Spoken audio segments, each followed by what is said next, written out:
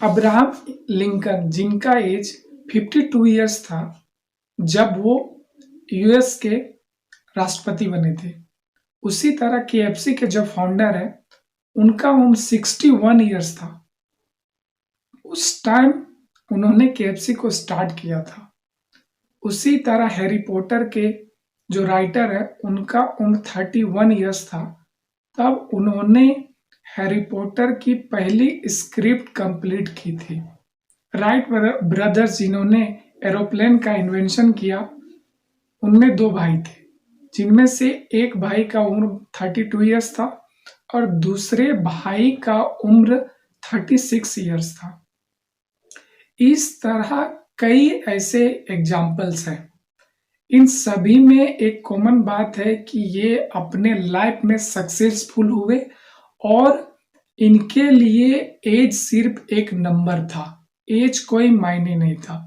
ये सक्सेसफुल इसलिए हुए अपने लाइफ में क्योंकि इनका गोल क्लियर था और अपने गोल पे लगातार काम करते रहे और सफलता को हासिल किए।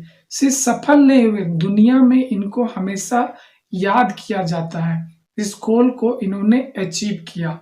अब ऐसा नहीं है कि इन्होंने फेल नहीं किया होगा, कई बार इनको विफलताएं या असफलताएं मिली, बट ये घबराए नहीं और अपने काम पे उनको पता था कि ये क्या कर रहे हैं।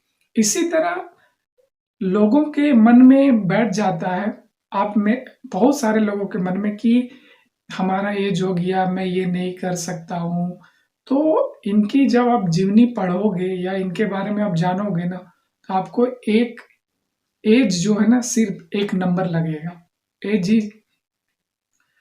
एज ऐसा एक, मतलब हमारे माइंड में सोसाइटी या फिर जो आसपास के इन्वायरमेंट होती है वो हमारे माइंड में ऐसा डाला जाता है कि एज हो गया, अब ये नहीं कर सकता।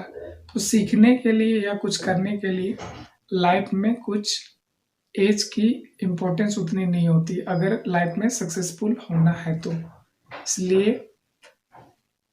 गोल क्लियर रखिए और उस पे काम करके उस गोल को अचीव कीजिए, क्योंकि अगर आप डिसाइड कर लेते हो कि मुझे लाइफ में क्या करना है और उस पर काम करते रहते हो, सफल हो या असफल हो, फेलियर होती है, आप उससे सीखते हो, इम्प्रोवाइज करते हो और आगे बढ़ते जाते हो, तो आप जो अचीव करते हो वो करोड़ों या कह सकते हैं कि दुनिया में आप यूनिक होते हो उस चीज को करने के लिए। इसलिए आप जिस भी एज पे हो, आपका एज 20 साल हो, 25 साल हो, 30 साल, तो मैटर नहीं करता है। मैटर करता है आपके दिमाग में हमेशा एक क्लियर गोल होना चाहिए और उस गोल को अचीव करने के लिए पूरी मेहनत करने की कैपेबिलिटी होनी चाहिए। तभी जाके आप कुछ लाइफ में कुछ बड़ा और सफलता अचीव कर सकते हैं।